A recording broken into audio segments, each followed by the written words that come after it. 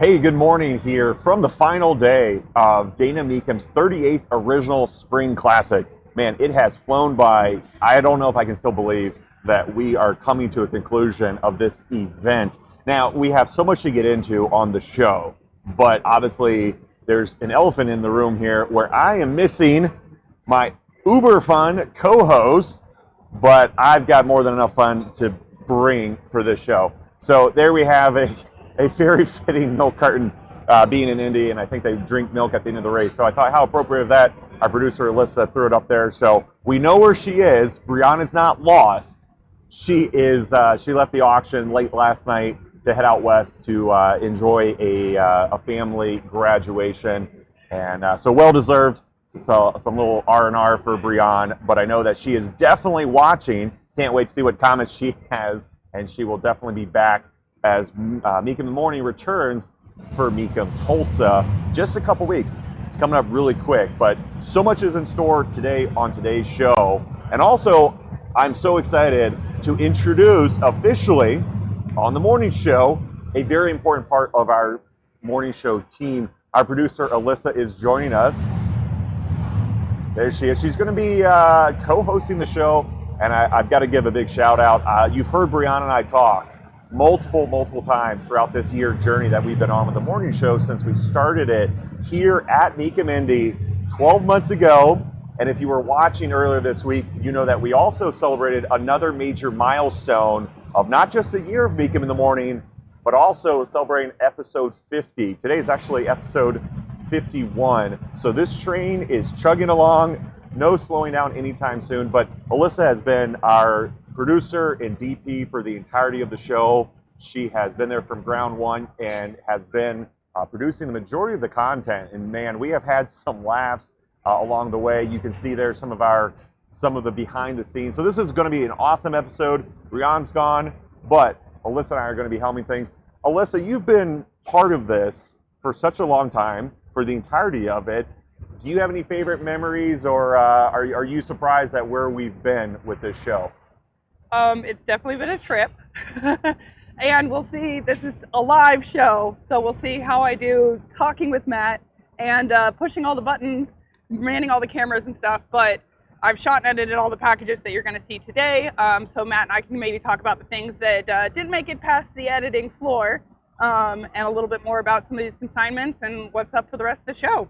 Yeah, you know, for our viewers, we are really pulling back the curtain. Our show has really evolved since we started, and I love that fact, not just in our storytelling, right? Because the morning show started as an opportunity to kind of show some sides of Mecum that you may not see on either our TV broadcast or even if you come out in person. So the morning show has been an opportunity to continue to show you, our viewers, kind of a different side of how the Mecum auction experience is.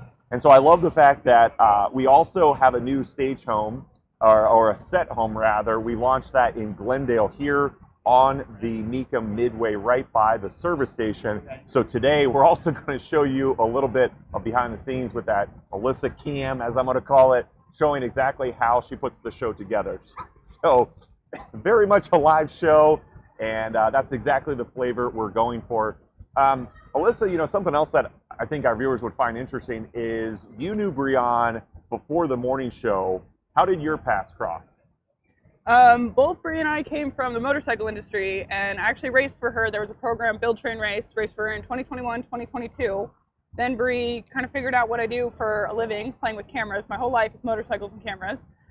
So yeah, it was actually motorcycles that brought me to this one that's missing today. And when I raced for her, there's actually a photo of Bree all suited up and ready to ride.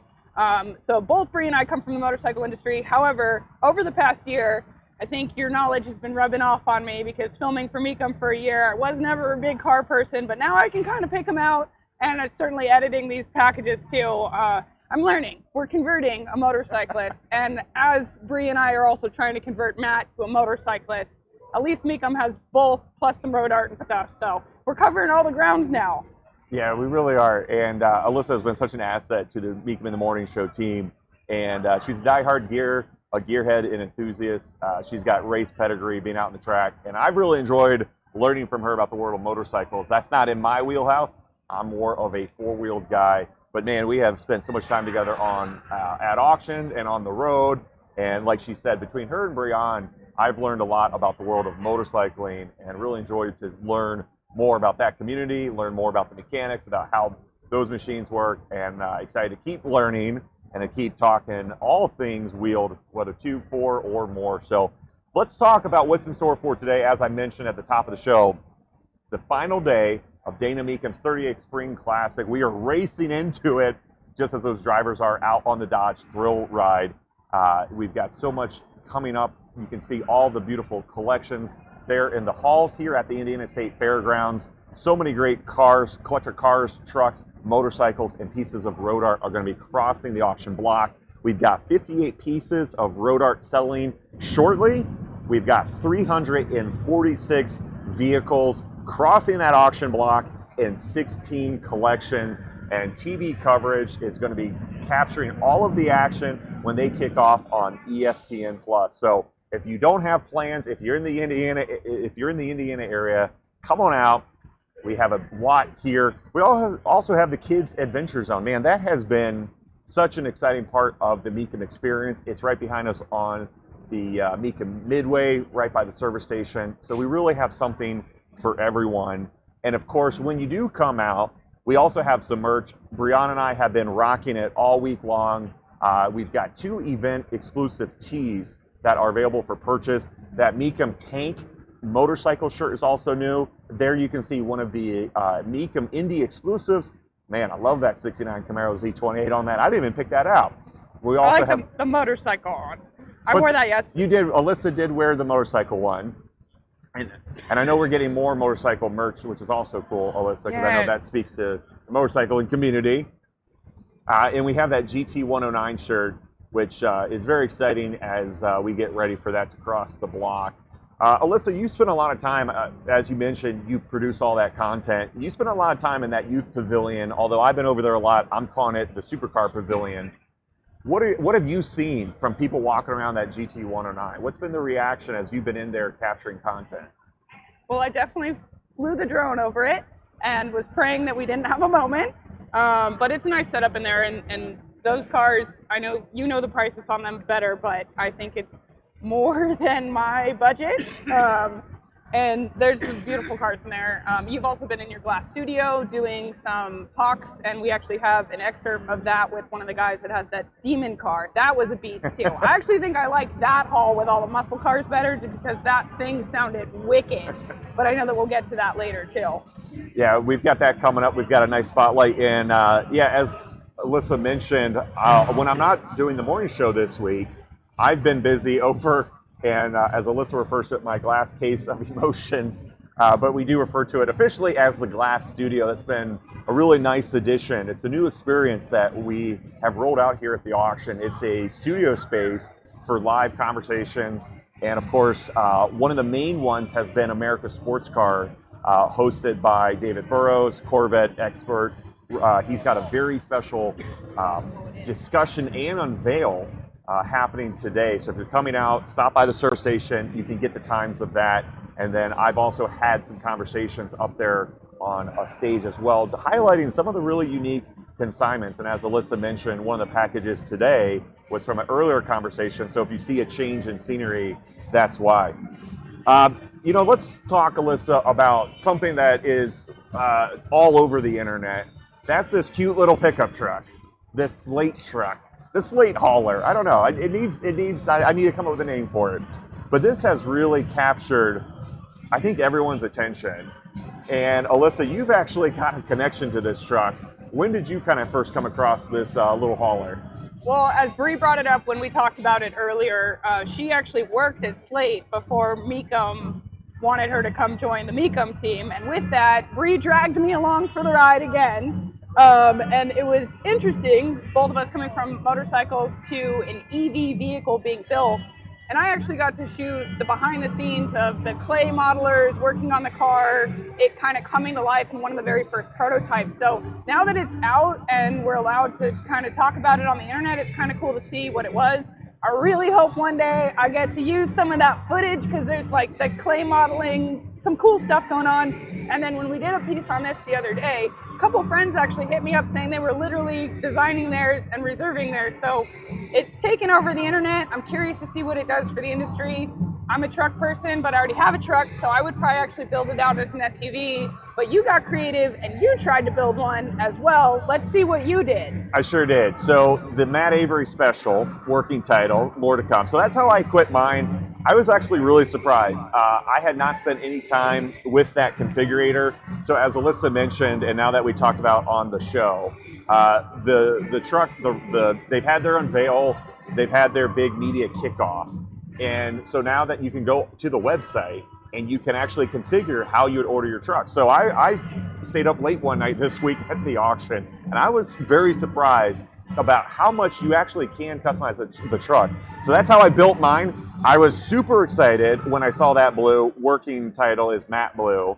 And I love that you can add the graphics. So I went for a retro vibe. Being a classic truck guy myself, I really love the fact that I could kind of get it looking like those 1970s Chevrolet Silverados and some of those other top tier trims with the two-tone. I was like, man, that is so cool. I love the retro vibes. I threw the red stripe on just because why not? And I think you can see there, I also added, I love how they even have some like truck focus accessories.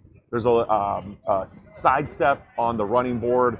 I love the roof rack. So that's how I equip my truck. If I'm gonna order one, that's how I want it to look. But I love the fact that this little truck is affordable. I love that it allows the customer to be able to have some creativity with how they option their truck. I think that's phenomenal. And I know Alyssa, as you mentioned, Alyssa really is a truck enthusiast. Since I've known her, she's owned several.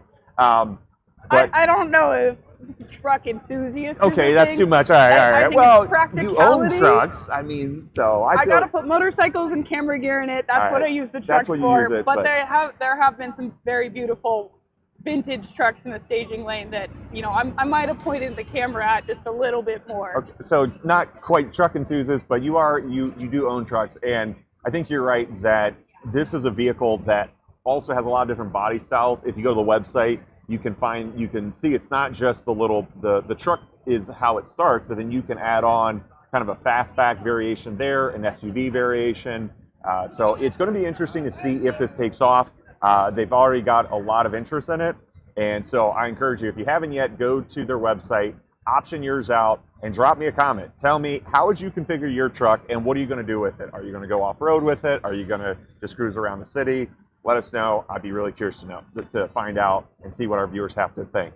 Now, speaking of customization, Alyssa, we've got a collection here, I think, that is customized to the max by a very well-known car customizer from out in the LA area. I caught up with him, and I think you're going to recognize who it is.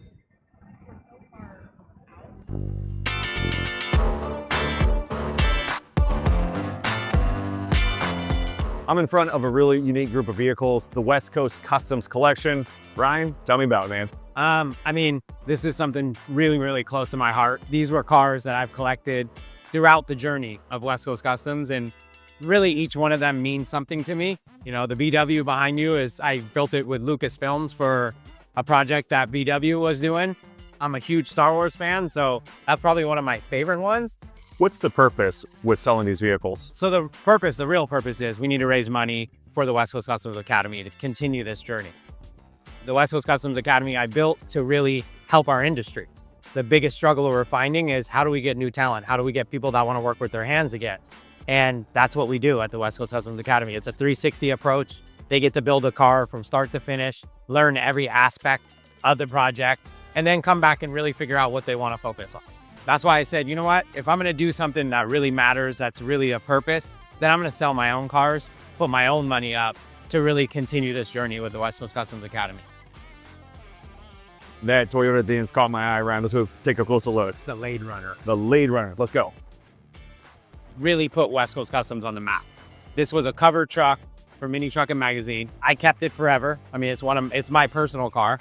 It sat in the back of my shop for probably 20 years.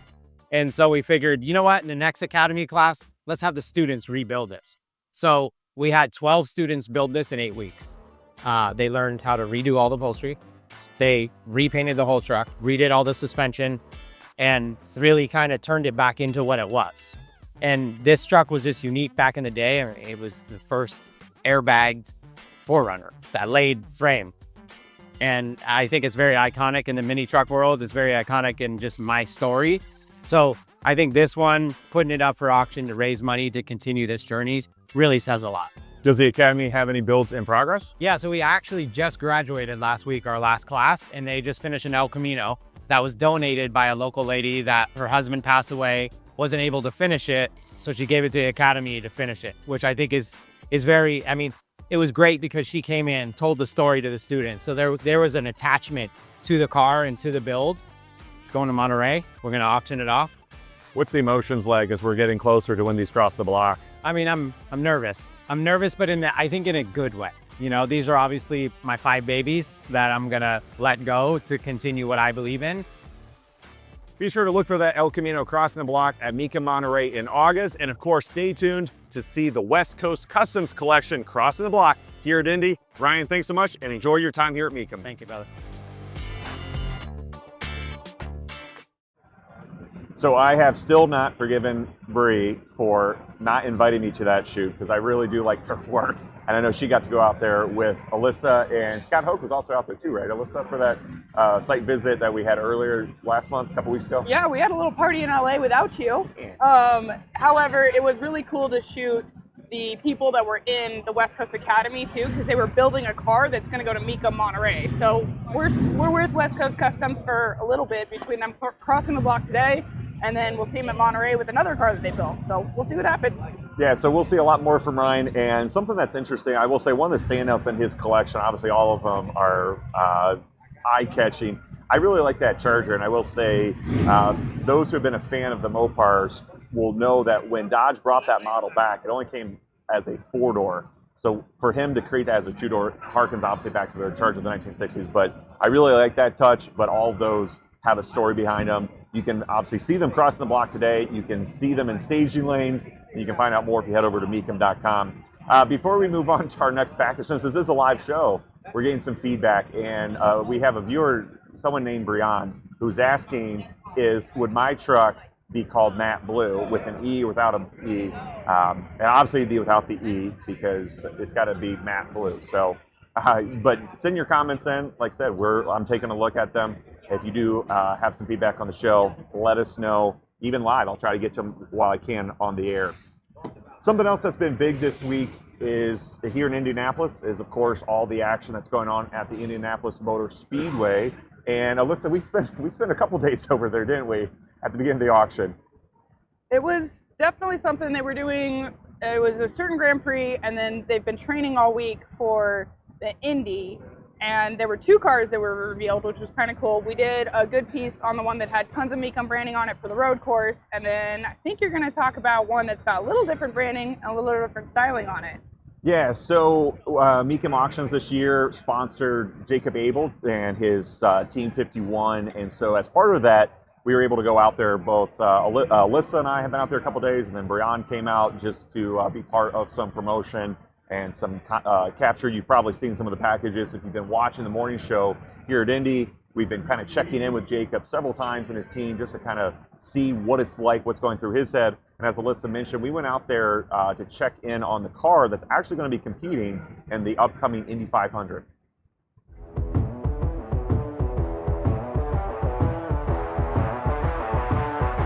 I'm over here at the famed Indianapolis Motor Speedway, where there was just a moment ago a special announcement about a vehicle that's going to be competing in the Indy 500, and it's got Mecum branding on it.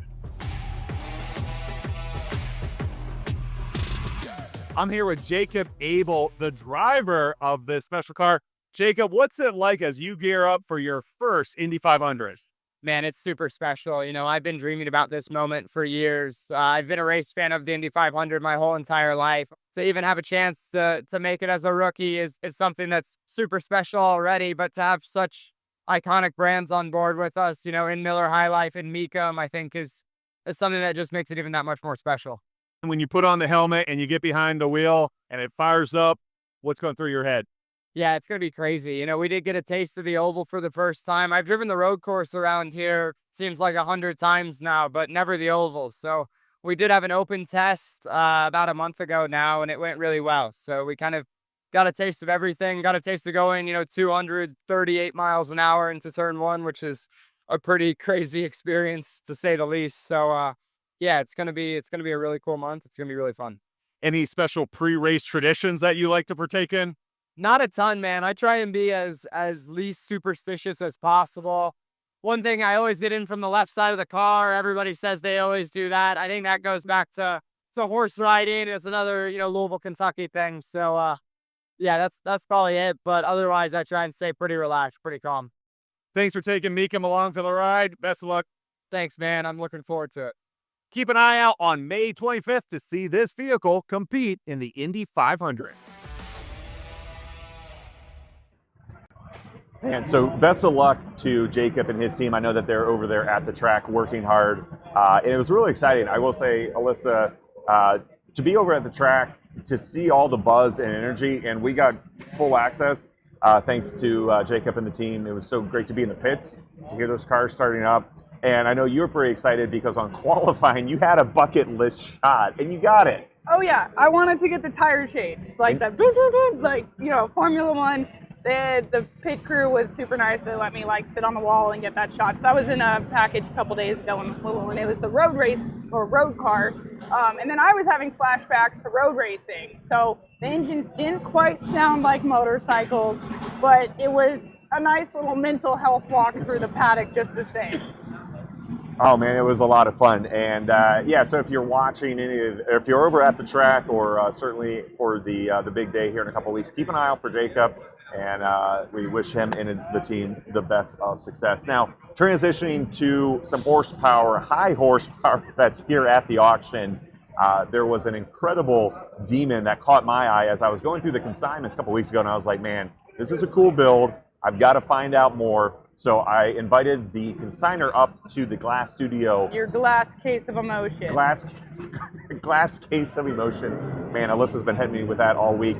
Just because, and as a little bit of context, because I know you probably can't see it in the package, but we have our glass studio, and what that means is that similar to kind of how we have our glass house at Kissimmee, which has been become a staple of that auction experience, here at Indy, we have a little bit of that flavor where we have a studio space that has some acrylic walls around it just to kind of provide for acoustics and different things. So we've been referring to it as our glass studio. Alyssa's been referring to it as Matt's glass case of emotion. Whatever you call it, I've been able to have a lot of great conversations with consigners, and so I was able to talk with Dave and his very high horsepower Demon.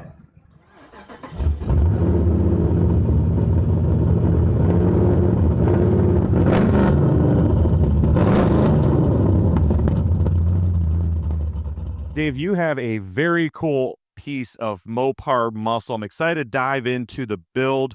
Thanks so much for joining me up here. I want to hear a little bit about where did your passion for muscle cars and high octane machinery, where'd that come from? My father always had every kind of drag car he could ever have, from Chevelles, Camaros, Corvettes, everything. And one day, I guess I just decided I was never going to drive a Honda again. What's the year, make, and model of the classic that you have here at the auction? It's a 72 Dodge Demon. I bought it in Monterey in 23.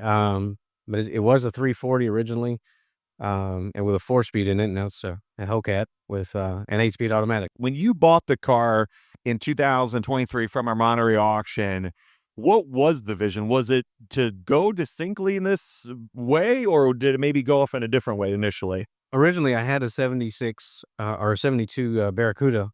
I was gonna cut that up and put the Hellcat in it, but I was told not to, so I sold it and I bought that. And it was literally just to put this engine in it, but everything is custom. Everything is all done. I completely redid all the interior, all of the suspension. The only reason it doesn't look 100% stock now is because it's got coilovers. I built the engine actually myself in 2016. I took it out of a 16 Hellcat Charger. Jeremy Bumpus, he's actually the one that did all the install and all of the major technical work that I just can't do.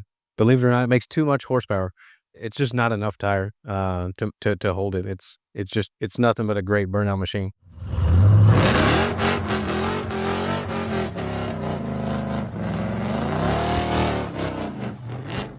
And when it comes to horsepower, what have you dynoed it, or what's your estimate of output? In the Hellcat, the 16 Hellcat Charger, it made 1130 on E85 and 890 on 93 octane. Since I put it in, it's been tuned, but it was just a remote tune doing it by driving it. So I don't know exactly what it makes in that car, but it should be north of 800 on just 93 octane. What's the feedback you're getting from people who see it? Everyone loves it. The car looks fantastic. I've never had anybody say anything that they want to do anything different. I love the color. It's my favorite color. B5 blue is every car that I've owned has been B5 blue. That's made by Mopar, and I've owned 12 of them. So blue is my color. I love it. Well, I'm with you on that. I'm a blue guy all the way, and I love the look of this one. Did you change suspension and brakes on this, I'm imagining? Everything's been done underneath the car. The only thing that's still stock underneath the car is the frame.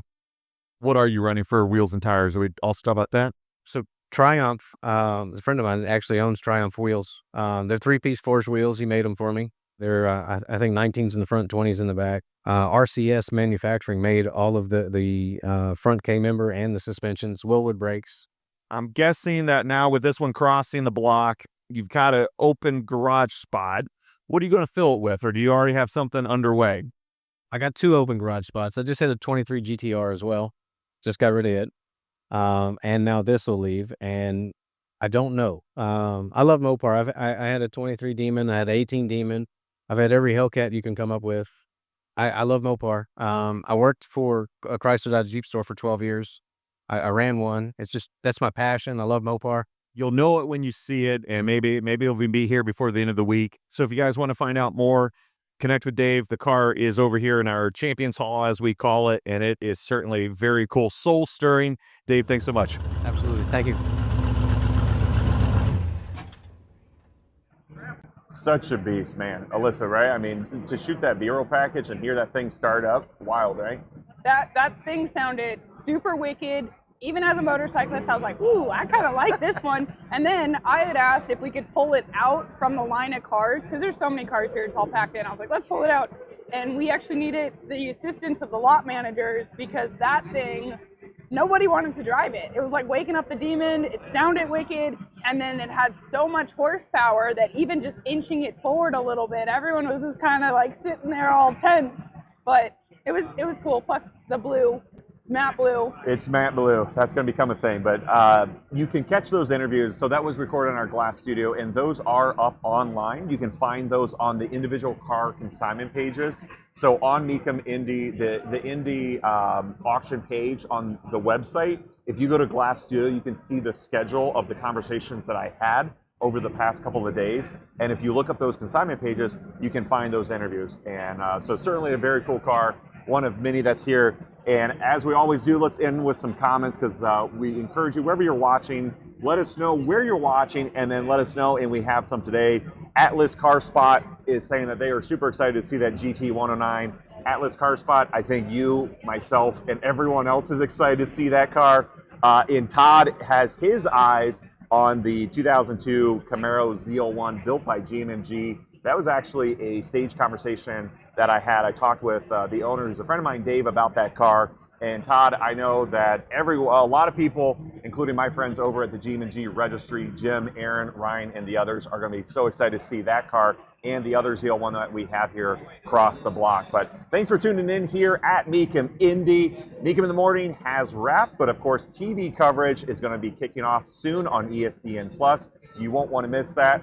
And Alyssa, this has been great, man. The show keeps evolving. I don't know if we know what's next, but I'm here for it. This has been a wild ride, trying to manage the cameras and talk to you. And then we're here in the staging lane. The lights coming in. I'm getting a little suntan. This is multitasking at its finest, but ready for the TV crew to take over with that today. Well, excellent job as always, Alyssa. And thanks to you, for our viewers, for watching. Things are starting up. We hope you come see us.